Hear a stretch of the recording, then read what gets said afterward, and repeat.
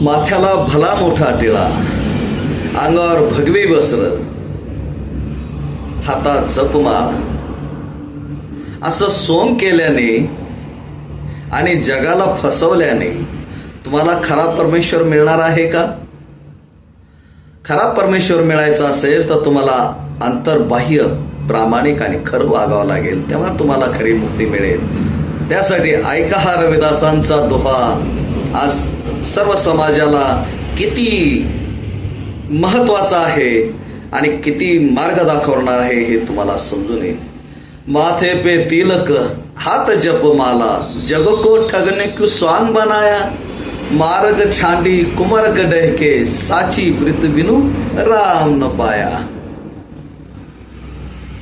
राम म्हणजे देव,